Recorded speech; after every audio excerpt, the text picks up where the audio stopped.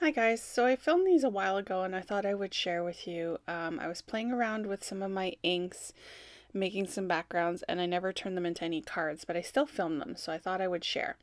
So this first section, I am actually playing with the Brea Reese glitter inks that I purchased from the Hobby Lobby clearance quite a while ago.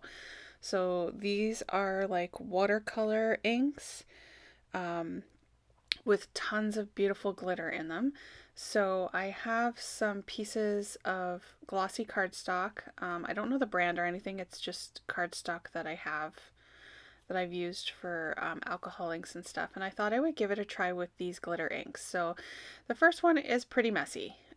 It's the first time I played with them. I wasn't sure how they would work or what they would do. So I decided to kind of use the same concept that you do with the alcohol inks, where I would drop them on and then blow it around with a straw. I did end up putting some water on there to help them move, and then drying it up, because basically they just started blending together and creating one color, which is fine still, but the shimmer on them is just amazing. They are so beautiful. I do want to give it a try and do some coloring, like coloring in an image, put them in a palette and color in an image with them and see what that looks like. But this was just my first try, just playing around. So the first one here was just kind of like a marbled background. But again, the shimmer, the pigment, and the, what's it called? I want to say mica, but the glitter is gorgeous. So the second one here, basically I just filmed myself playing. The second one I went with a little bit different. I dropped them on and kind of focused the straw right on them instead of blending them together. So you'll see I was kind of making like little splatters. They turned out really cool too.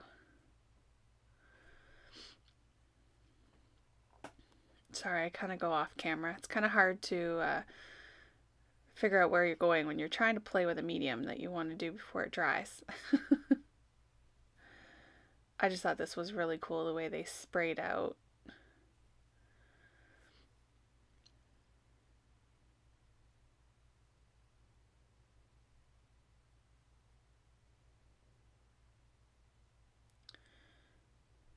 And again, I have not done anything with these backgrounds. I made them quite a while ago.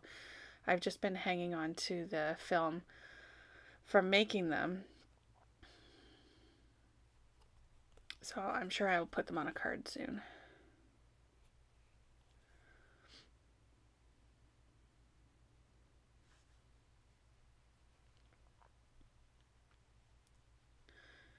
It's just one big hot mess with this. So the next ones that I'm getting into is alcohol inks. And of course it's inspired by all the alcohol inks backgrounds that I've been seeing. And most recently with these ones, I know it was a little while ago, but it was adding foil into your alcohol inks.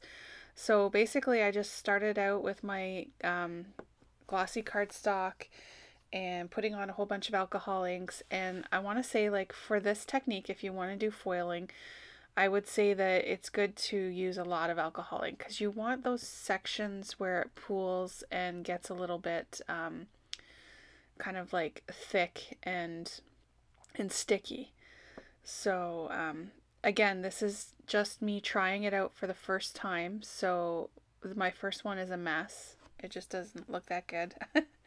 I do love the way the alcohol ink looks, and the foil does look really pretty, but I ended up getting a lot of foil on it because you don't know how long you have to wait for it to dry. You just have to play around with it and hope for the best. So for my first one, basically I just did all of the alcohol inks, just trying to put in the colors where I want them, and using the ink blending solution from Tim Holtz and blowing it around with a straw. I use paper straws for that,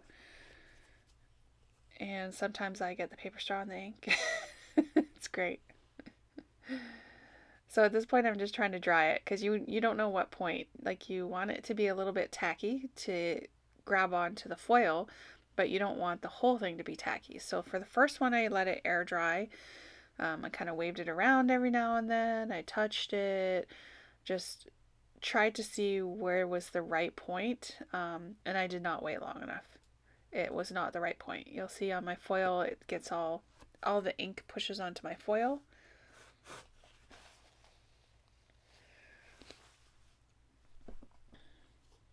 So again, just waiting, blowing some air on it, and then here's my foil.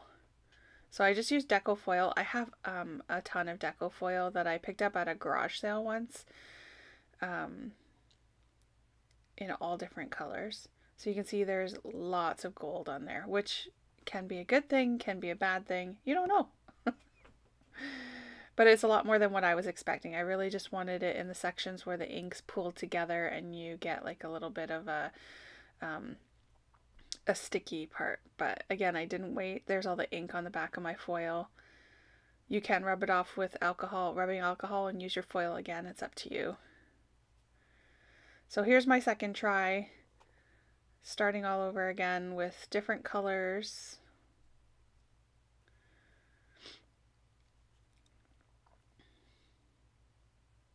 I did show these on my Instagram account while I was doing them, so if you want to go back and you can see some of them, I did end up using die cuts.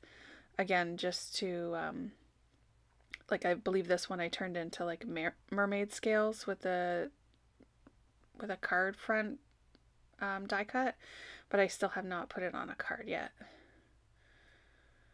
I just love the colors. It's so pretty. So for this one, I decided to use a heat gun to dry it off. I thought that that might be a little bit better because it's a little bit faster. You don't want to use it too much because it's alcohol. You don't want to add too much heat to it, but I did use it a little bit sparingly just to try and speed things up. And this one I also sprayed some rubbing alcohol on top. So this was just because I wanted the rest of the card to dry, but not the little edges, and I was trying to get them to pool up, and that's why I was spraying the rubbing alcohol on.